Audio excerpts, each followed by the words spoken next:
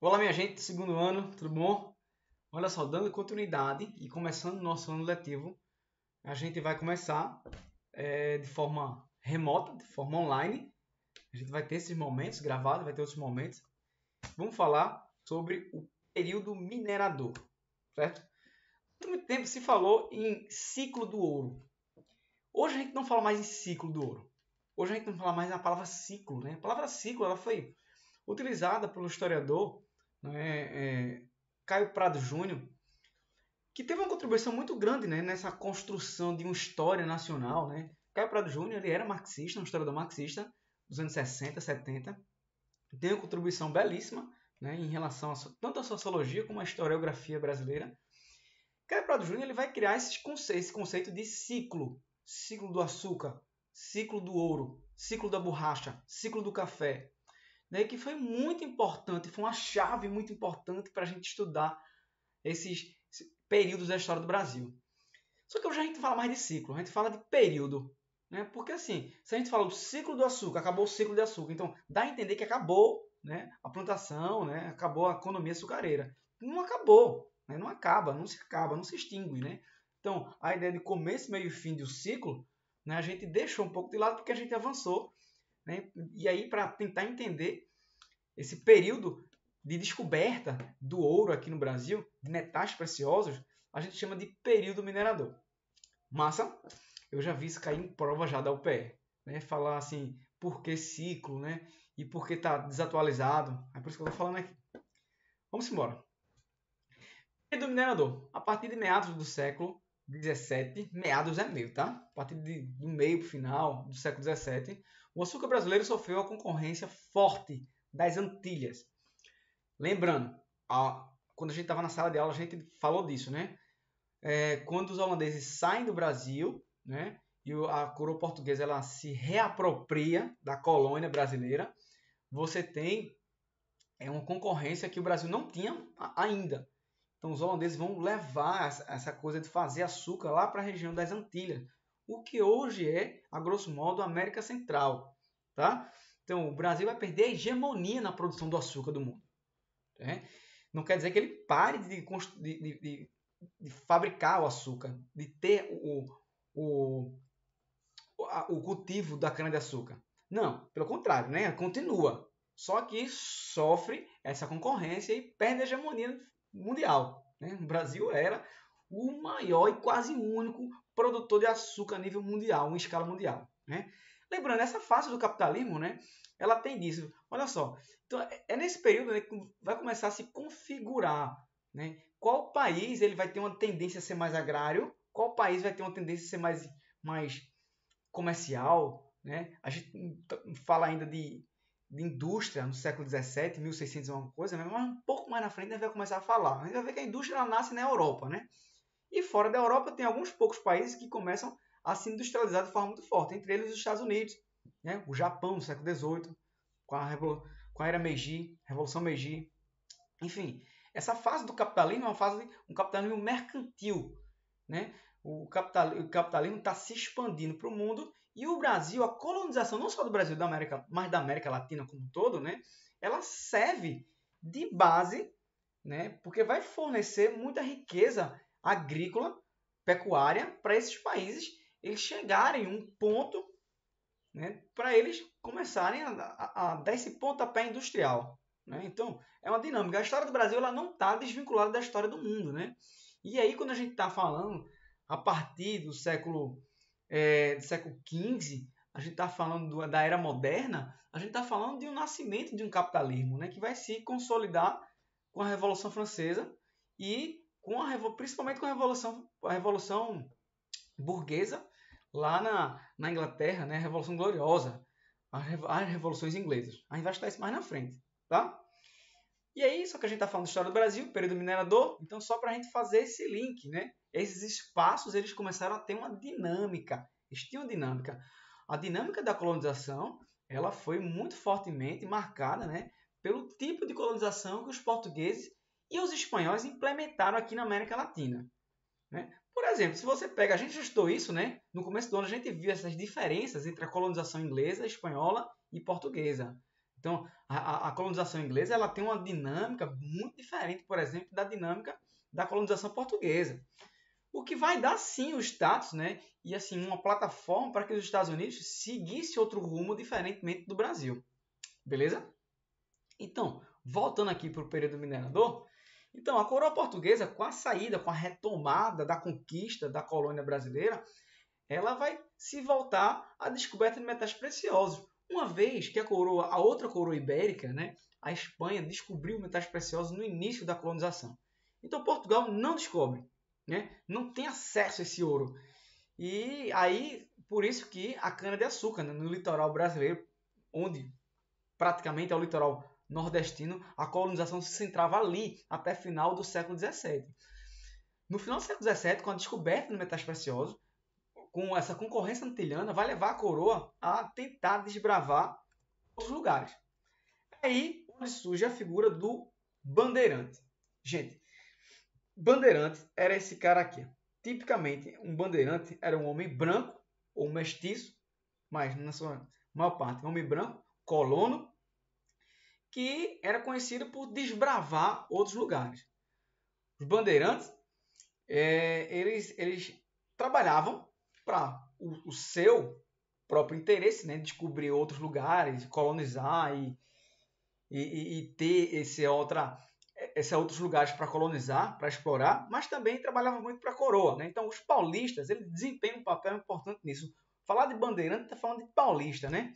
Até hoje, né, o Palácio dos Bandeirantes é onde fica lá, é a sede do governo estadual em São Paulo. Então, é uma figura muito tipicamente paulista, o bandeirante. E se criou, né, ao longo do período da historiografia, se criou essa coisa da identificação do paulista com o bandeirante, o desbravador.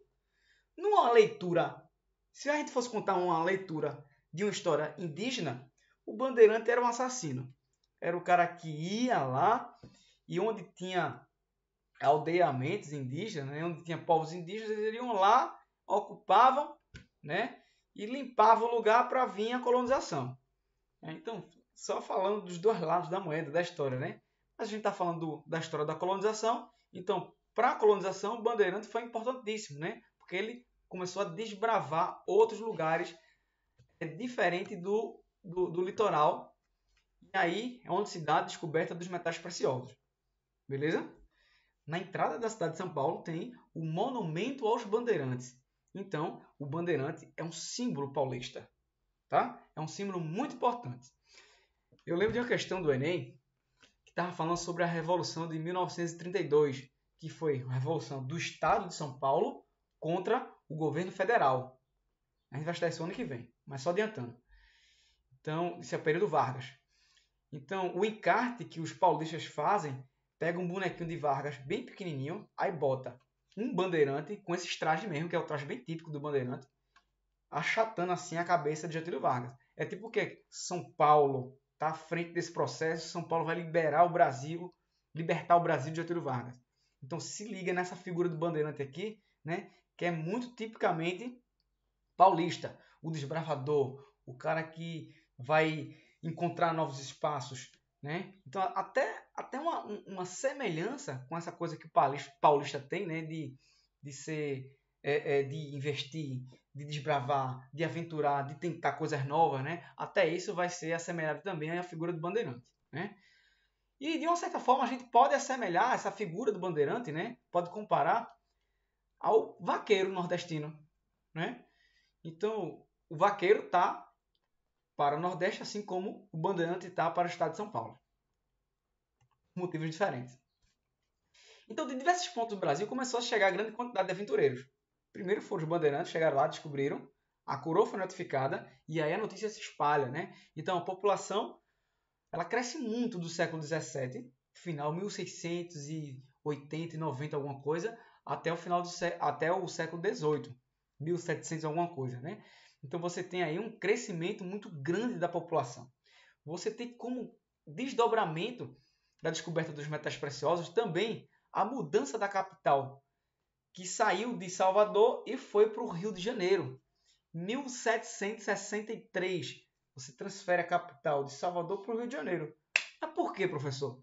Para ficar mais próximo à região das Minas. era um ouro que tinha descoberto, né? Então, na América Espanhola, né, essa descoberta de ouro, né, ela foi no início da colonização da América Espanhola e era uma característica também, né, do mercantilismo praticado pelos países europeus, né, principalmente nesse momento aqui, Portugal e Espanha, né, o acúmulo de metais preciosos, gerando riqueza lá. Então, a colônia aqui, o ouro, a prata, o diamante nosso aqui da América, ele foi para lá servir como base do que viria a ser a Revolução Industrial, do que seria o que viria a ser, né, todo um processo de enriquecimento dos países europeus, né?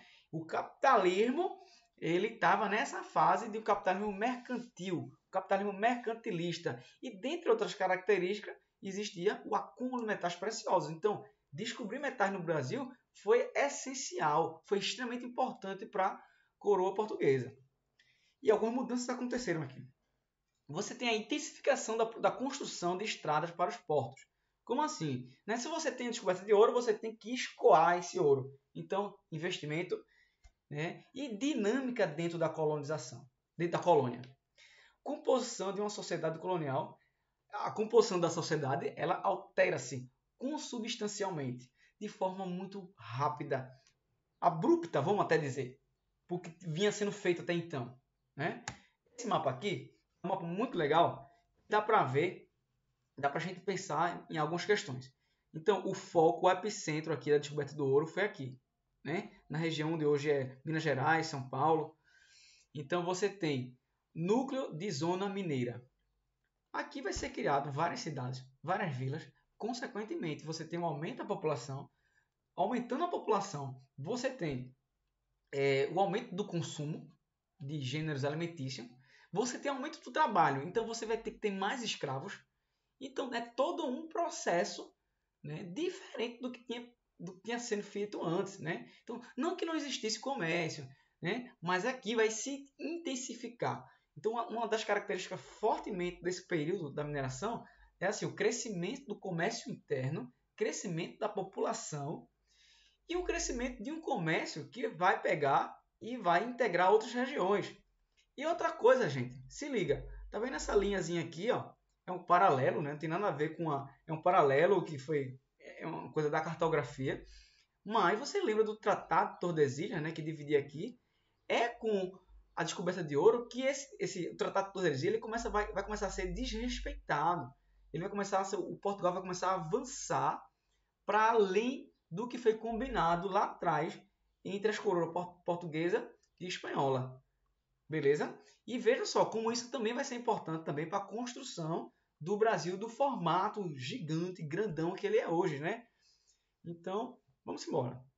Então, ó, do Nordeste, muitos escravos, gado também, mas principalmente escravo, uma vez que a economia é açucareira, ela não estava passando por um bom momento. Do Sul, aí sim, vem o gado também, né? E muito fortemente o gado e gêneros alimentícios. Certo, gente? Se liga nessas duas ondas aqui, ó, do Nordeste e aqui do Sul. E aqui do Sul tem a figura do tropeiro, certo? O tropeiro é um homem que vinha nas tropas de mulas levar gêneros alimentícios e vender carne salgada, né? O charqueado, como se chamava na época. Né? Não tinha geladeira, não tinha forma de condicionamento, então a carne, né, ela era salgada, tipo uma carne de sol, né? Que a gente conhece hoje como carne de sol, né? Aqui no Nordeste, porque fora tem outro nome, eu nem sei como é. Então você tem uma nova dinâmica. Essa dinâmica ela se altera com a descoberta das Minas Gerais, porque uma coisa vai levando a outra. Beleza? Vamos lá. Distinguir-se claramente, no início, né, obviamente, os paulistas e os forasteiros. Esses eram chamados depreciadamente pelos paulistas de emboabas, que queria dizer pássaro de pés de plumas.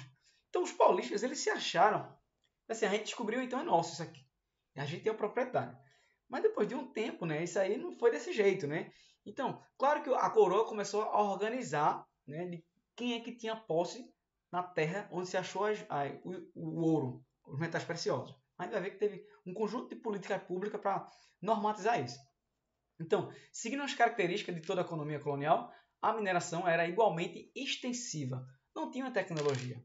Era cavava, ou então pegava lá e ia peneirar, né, nos riachos, e era utilizado trabalho escravo. Durante muito tempo, se pensou que essa nova dinâmica, esse novo momento, ele foi um momento de enfraquecimento do trabalho escravo. Aqui não foi. Hoje a gente sabe, né, a gente tem provas documentais, tem trabalhos que pesquisam, historiadores que pesquisam esse momento, que dizem que não. Né? Então, a população que trabalhava nas minas era predominantemente escrava. Beleza? Aí tem algumas outras questões que podem entrar aqui, né? Imagina só, um escravo da mina. Acho que a gente já discutiu isso em algum momento. Um escravo da mina. Um escravo que trabalha nas minas, ele poderia, muito, não facilmente, mas mais fácil do que, por exemplo, o escravo que trabalha na cana-de-açúcar. Ele ter acesso a um metal precioso, conseguir, de alguma forma, né, esconder e tal, vender, comprar sua alforria ou então pagar por a sua fuga. Então, para o escravo que trabalha nas minas, a chance desse escravo se tornar livre era maior, por exemplo, do que o escravo que ficava no engenho, cortando cana, né? Tomando conta da cana, né? Fazendo o processo do açúcar. Então perceba, né? Que são modalidades de escravo, né? Diferentes, né? Tem escravos aqui, gente, que a gente tem notícia de pesquisas que apontam, não é? De escravos que enriqueceram nas minas. Uma mais famosa escrava desse período aqui é a Chica da Silva, né? Chica da Silva que se casou com um homem rico e aí ele herdou a riqueza dele, né? E existiam essas coisas, né? A escravidão, feito a gente sempre fala, né? A escravidão era muito mais do que essa dicotomia entre senhor e escravo. Era isso, a regra era essa. Não estou suavizando a escravidão, mas existiam outras dinâmicas aí no meio, né? Porque a vida é complexa. Até o seu namoro é complexo. Até a sua relação com sua mãe é complexa. Mas mãe, por que não? Porque eu sou sua mãe, pronto. Né? Então existe uma complexidade. E aí, quando a gente está estudando história, a gente tem que levar isso em consideração. Uma questãozinha aqui. Ó. Dá um pause, responde, e eu vou responder de forma muito rápida, tá? Para a gente perder o tempo com o vídeo. Pausou. Voltou. Voltou agora. Fala dos tropeiros. E ele pergunta: a criação do feijão tropeiro na culinária brasileira está relacionada a quê? A resposta correta é a letra C. Atividade mercantil, exercida por homens que transportavam gado e mercadoria. Os tropeiros que faziam esse comércio, atividade mercantil. Beleza? Essa foi a última questão que eu conheço que caiu no Enem sobre esse assunto. Se liga. Números da mineração. Só para a gente se ligar. Cálculo aproximado da produção de ouro em Minas Gerais, Goiás e Mato Grosso. Ó, no iníciozinho da descoberta, né? 1730, 1734. Minas Gerais, 7.500 quilos. 1.000 quilos. 500 quilos. Gente, imagina, 500 quilos de ouro, né? Então, assim, se você pegar aqui um acumulado de 1730 a 1789, que vai dar mais ou menos aí, né, 50 anos, você vai ter toneladas e toneladas de ouro que vão ser extraídas aqui do Brasil. Desses três estados, primeiro em Minas Gerais, né? Depois você vai ter o processo de adentramento mais ainda em Goiás e Mato Grosso. Então perceba também como isso é importante para a interiorização do Brasil, né? E perceba a quantidade de ouro que ficou aqui, que foi extraído aqui do Brasil e que não ficou no Brasil. Esse ouro ele vai para a Europa. Esse ouro ele vai ser muito importante para o desenvolvimento econômico, financeiro e industrial dos países europeus, principalmente da Inglaterra. Porque a Inglaterra, em 1750, aproximadamente, vai passar por um processo de revolucionário que vai mudar a história do mundo, né? A Revolução Industrial. E essa Revolução Industrial, esse ouro aqui, ele vai para Portugal. Portugal não consegue avançar de uma maneira numa potência industrial, uma potência econômica na Europa, né?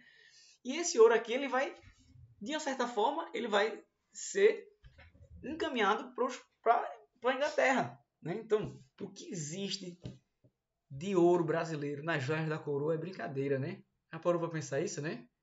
A sangue de muitos, a duras penas, né, de trabalho, de sangue de muitos escravos, né? Então essa é uma dinâmica do mercado, era o mercado, né? Quando se legitimava a escravidão, quando se legitimava esse tipo de relações. Existem relações internacionais que são exploratórias até hoje, né? E é assim, né? A dinâmica de um sistema capitalista. É aquele que é mais forte que predomina pelo mais fraco. É a regra do jogo capitalista. Vamos lá. O governo pombalino. A gente não pode falar do período minerador sem falar desse cara aqui, Marquês de Pombal. Marquês de Pombal, ele é conhecido como um ilustrado. Como assim? A gente vai estudar mais na frente o iluminismo. Foi uma corrente de pensamento filosófica, né? E econômica que contrariava o antigo regime europeu. Quer dizer, o antigo regime é uma coisa ultrapassada, démodé. Então, esse cara aqui era um cara muito inteligente. Marquês de Pombal, ele foi contratado pelo rei Dom José I. Ele vem aqui, Sebastião José de Carvalho. Então, ele vai chegar aqui como um marquês, tinha um título de marquês. Era um cara muito inteligente, era um cara que tinha uma moral danada com o rei. E então, Marquês de Pombal ele vai começar a tentar tornar a máquina eficiente.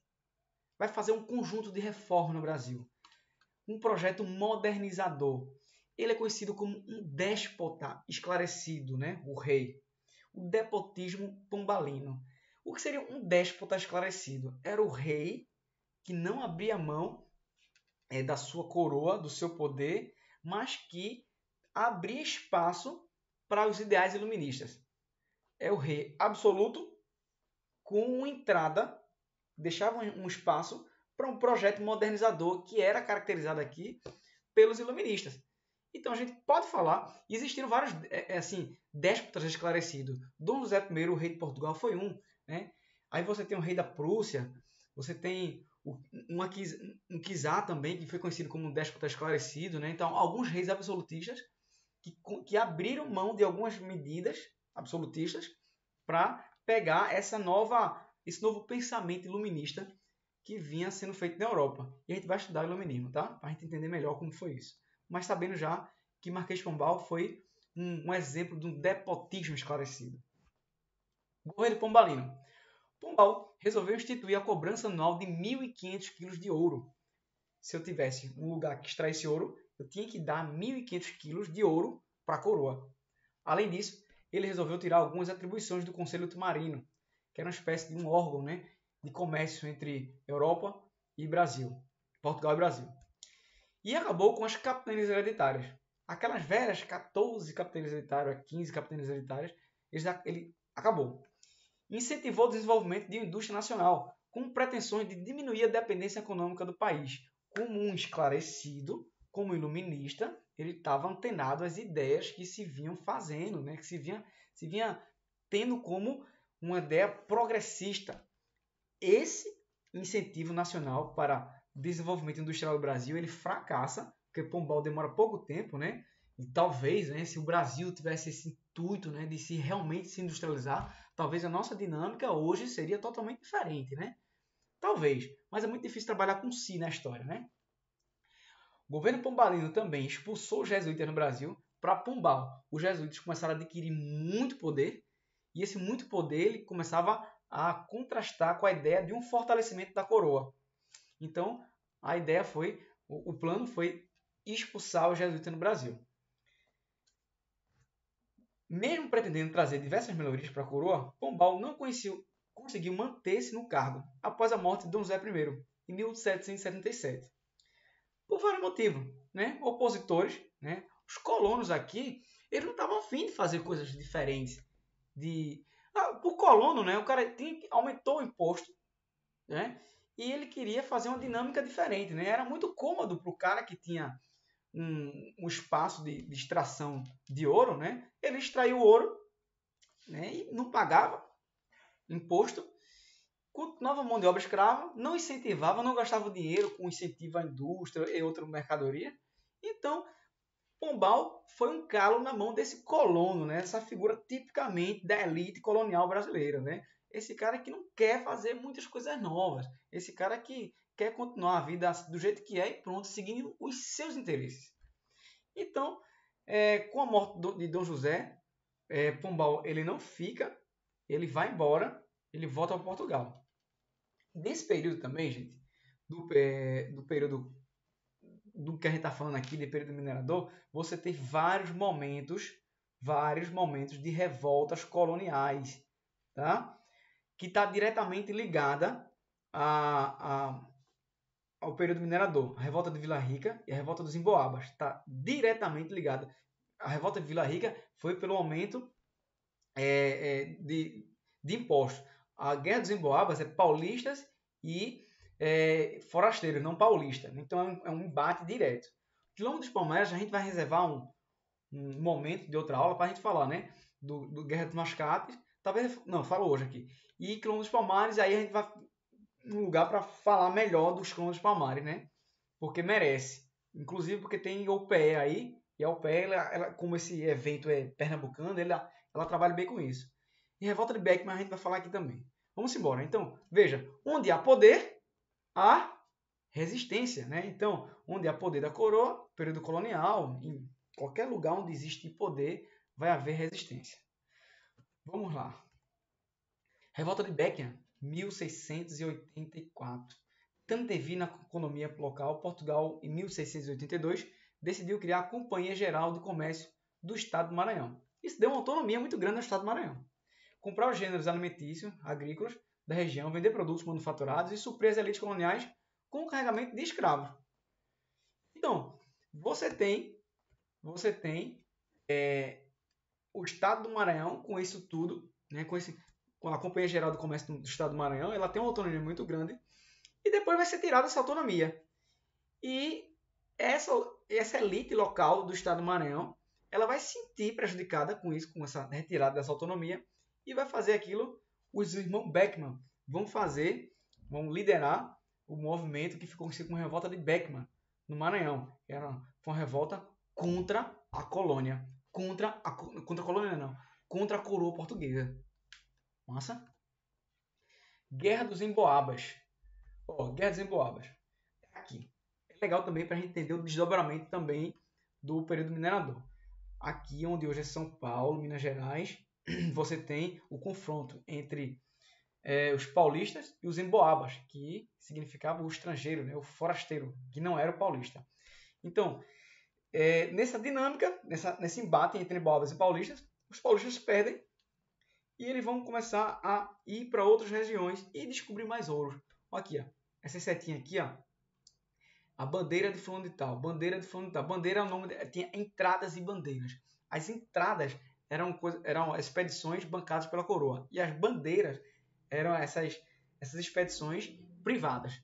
Então, os paulistas, os bandeirantes, né, eles faziam essas expedições, essas bandeiras. E dentro dessas expedições, eles ajudaram ainda mais a interiorizar o Brasil, interiorizar a colonização do Brasil.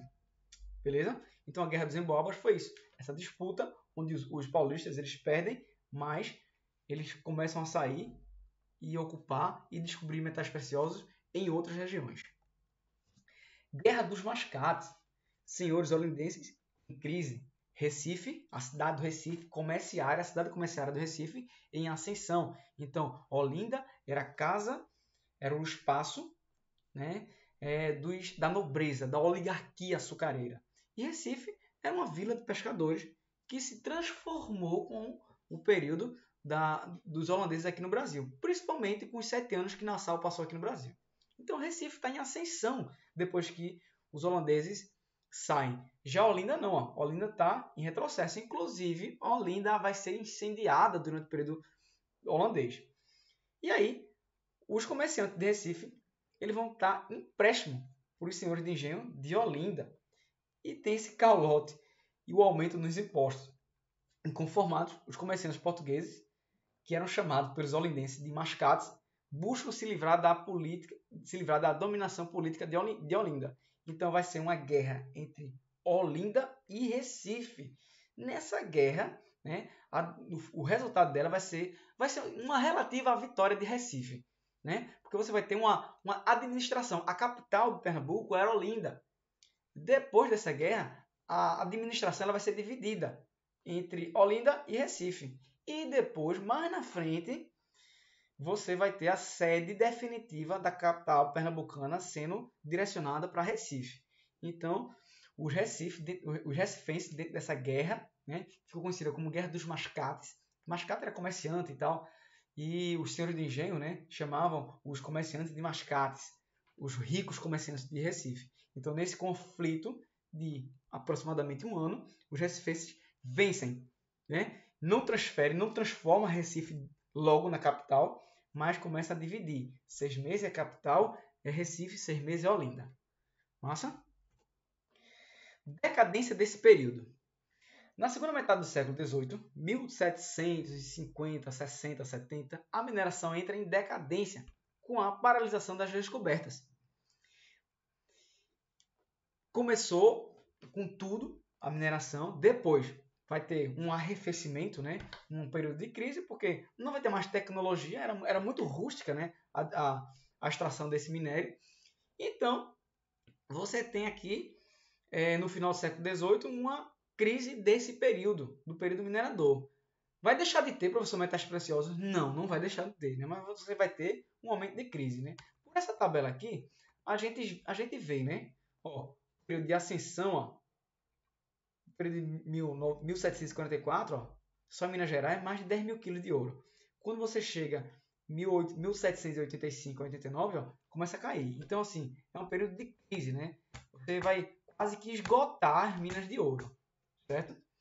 Então, ó, sendo assim, a primeira metade do século XIX será representada pelo renascimento agrícola, uma fase economicamente transitória marcada pela diversificação rural, pela diversificação de novos mecanismos de riqueza, né? O algodão, principalmente no Maranhão, aqui até no interior de Pernambuco, no Nordeste, né?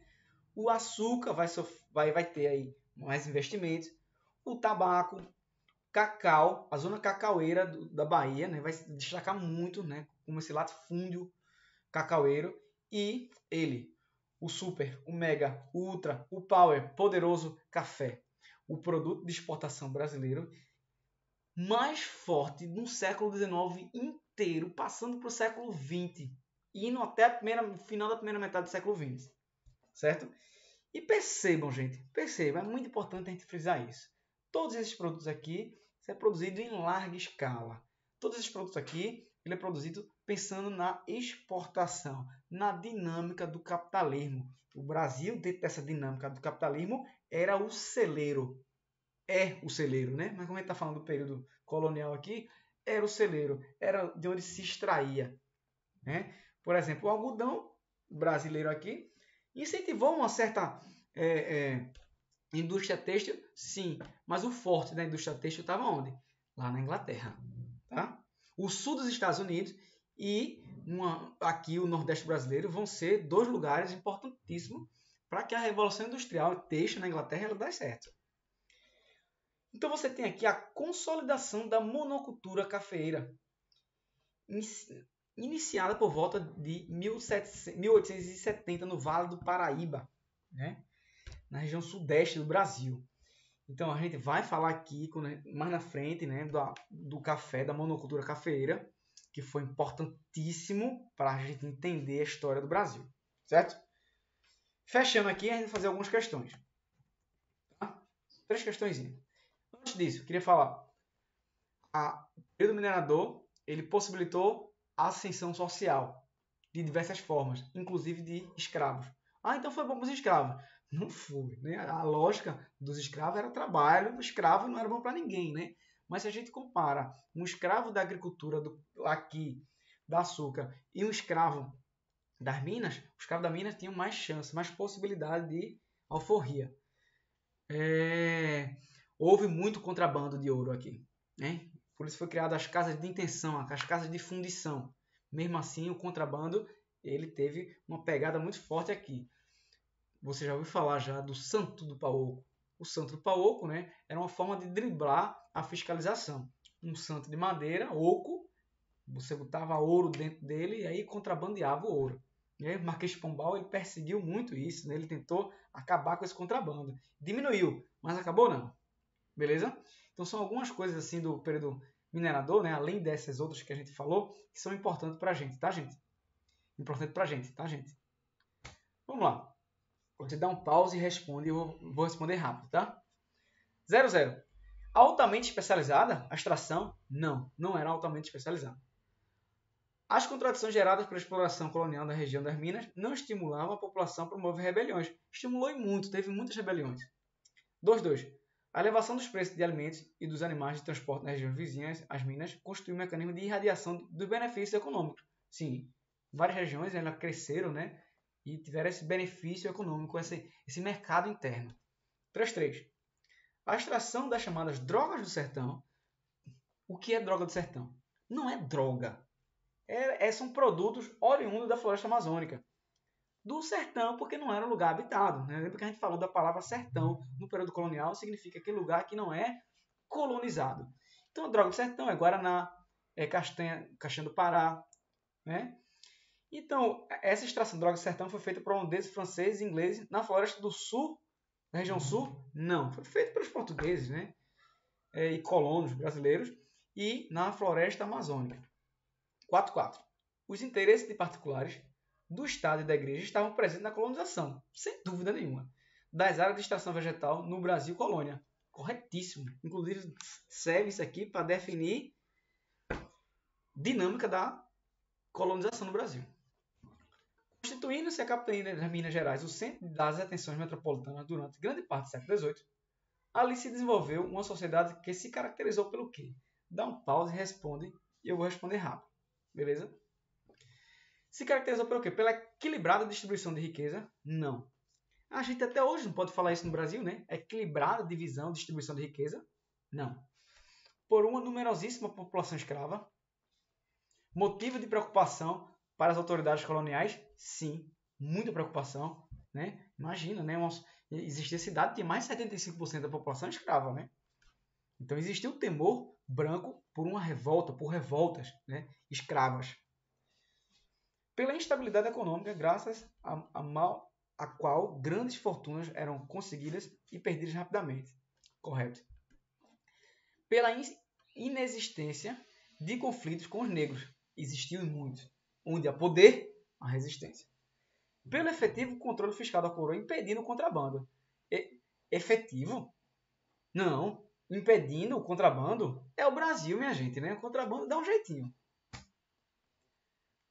O sonho do Eldorado perseguiu os colonos portugueses. A descoberta das minas de ouro aparecia como salvação para as dificuldades gerais que enfrentavam Portugal.